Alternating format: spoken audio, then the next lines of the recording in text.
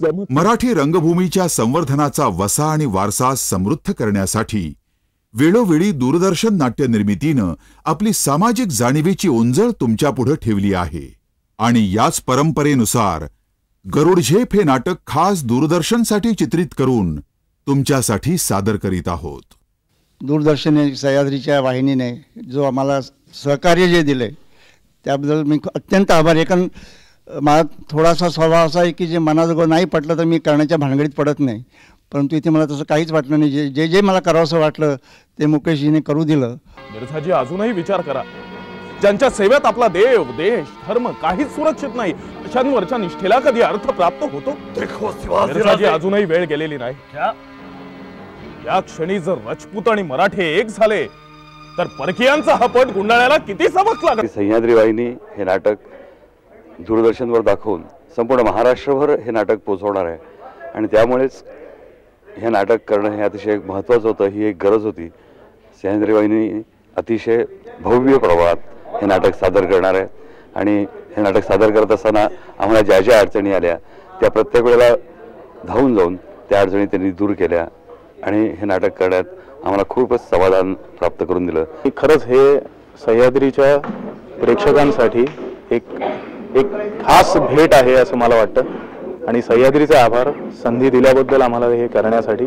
मासाहेब, खरी अलौकिक झेप आता आम्ही घेणार आहोत. शुभा, या दख्खन मधला सगळा मुलूक जेव्हा आमच्या ताब्यात येईल, लाखांच्या फौजा घेऊन जेव्हा आमचे घोडे उत्तरेच्या रोखानं विजयी कूच करतील, सिंध पासून बंगाल पर्यंत आमच्या फौजा निरंकुशपणे संचार करतील आणि दिल्लीला नव्हे हस्तिनापुरात आमचा भगवा पुन्हा डौलानं फडकताना दिसेल, त्यावेळी त्याच वेळी आणि तीच मासाहेब आमची खरी गरुड झेप असेल.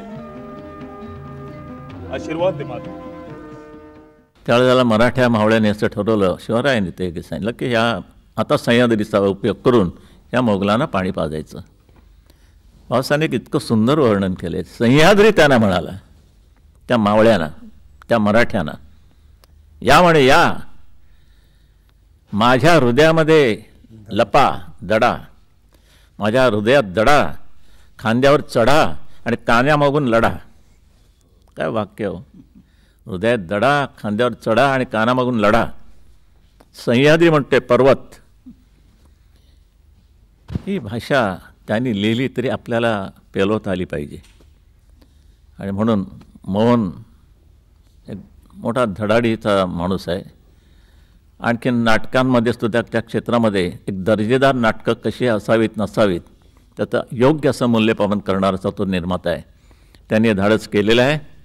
मला खात्री आहे की ही गरुड झेप केवळ महाराष्ट्रापुरती मर्यादित राहता कामा नये. ती केवळ हिंदुस्थानात नुसती मारून चालणार नाही. तुमची गरुड झेप ही 7 समुद्राच्या पलीकडे गेली पाहिजे. या क्षणी सर्वस्वाचं उदक गनिमाच्या हातावर सोडून वनवास पत्करणंच आमच्या भाळी लिहिलं असेल तर आम्ही तसंही करू. आम्ही तसंही करू, पण उद्याची वाट पहा. त्या उद्यासाठी, वनवास संपण्यासाठी, दुप्पट वेशानं उसळून उठण्यासाठी आई जगदंबे तेवढं बळ दे. राज्य व्हावं हे तो श्रींची इच्छा आहे. ती इच्छा पूर्ण करणं हा आमचा ध्यास आहे, तोच आमचा श्वास आहे.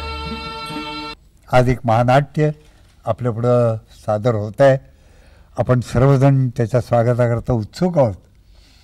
मोहनरावांच्या सारखा अत्यंत मोठा चिकित्सक, जाणीवेचा, साक्षेपाचा असा याच्याकरता आपल्याला निर्माता लाभला आहे. मी सह्याद्री वाहिनीचं मनपूर्वक अभिनंदन करतो, कौतुक करतो की आपणही पण हा विषय हातात घेतलेला आहे. श्री जगदंबा त्यांना उदंड उदंड यशच देईल.